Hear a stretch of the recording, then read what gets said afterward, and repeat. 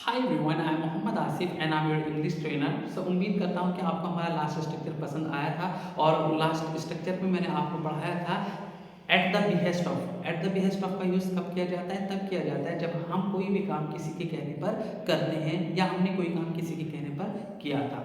Okay, सो dear student, आज फिर मैं आपके लिए एक बहुत ही शानदार स्ट्रक्चर लेकर आया हूँ। वो भी एक एडवांस स्ट्रक्चर है, बहुत ज़्यादा यूज़ किया जाता है। देखिएगा, उस स्ट्रक्चर को स्टार्ट करने से पहले मैं चाहता हूँ कि आप हमारी वीडियो को लाइक कीजिएगा, शेयर कीजिएगा और चैनल को भी सब्सक्राइब कर दीजिए।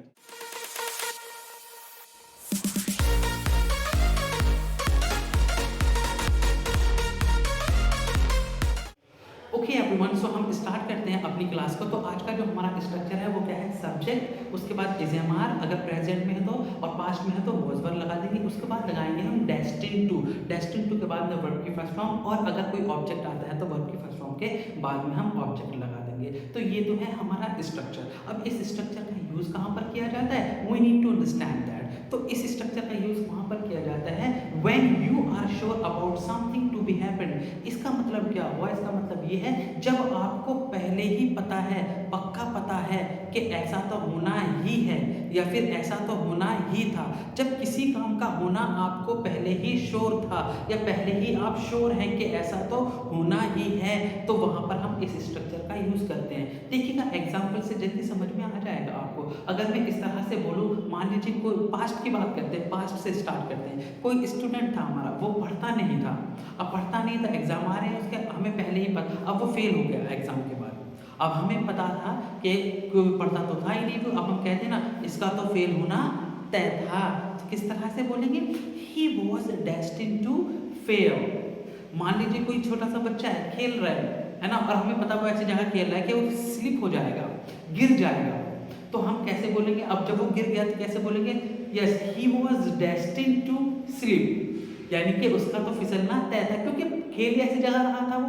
तो जब इस तरह की कोई बात बोली जाती है पास्ट में कि ऐसा तो होना तय था, उसका वहां जाना तय था, या फिर उसका जैसे मान लीजिए कोई एनडी की तैयारी कर रहा है, ठीक है, अब बहुत ही मेहनत कर रहा है, बहुत ही पढ़ाकू है, तो अब हम कैसे बोलेंगे उसका एनडी जब क्लियर हो जाता है? Yes, he was destined to clear and exam.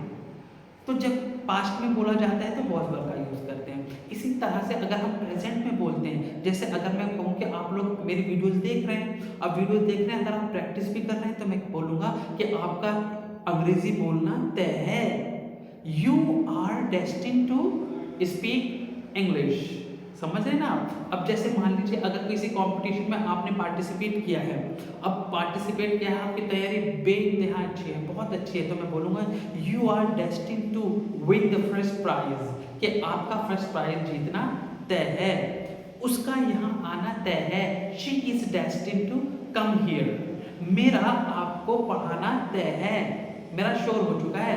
I am destined to teach you. So dear student, जब इस तरह की कोई बात बोली जाती है कि उसका यहाँ आना तय है या उसका ये काम करना तय था, तो वहाँ पर हम डेस्टिन टू का यूज़ करते हैं। अगर आपको नेगेटिव में भी जवाब देना है ना, तो बहुत ही आसान है। नेगेटिव में जवाब देने के लिए आपको बस इज एम आर और वॉज वर्ब के बाद में नॉट लगा देना है बस। जैसे उसका यहाँ आना तय नहीं है, श्योर नहीं है, तो कैसे बोलेंगे? He is not destined to come here, या मेरा वहाँ जाना तय नहीं था, I was not destined to go there. और अगर क्वेश्चन पूछना पड़ जाए तो इज एम आर को सबसे पहले रख देंगे, और पास्ट में है तो वॉज वर्ब को सब्जेक्ट से पहले रख देंगे। जैसे, क्या आपका उससे बात करना तय था, है ना? Were you destined to talk to him. और अगर प्रेजेंट में आ जाए, क्या उसका क्रिकेट खेलना तय है? Is he destined to play cricket. तो क्वेश्चन इस तरह से मालूम किए जाएंगे। सो डियर स्टूडेंट, बहुत ही आसान सा स्ट्रक्चर था, लेकिन एडवांस स्ट्रक्चर था। मुझे उम्मीद है आपको ये स्ट्रक्चर समझ में आ गया होगा। And still if you have any problem, so you can ask in the comment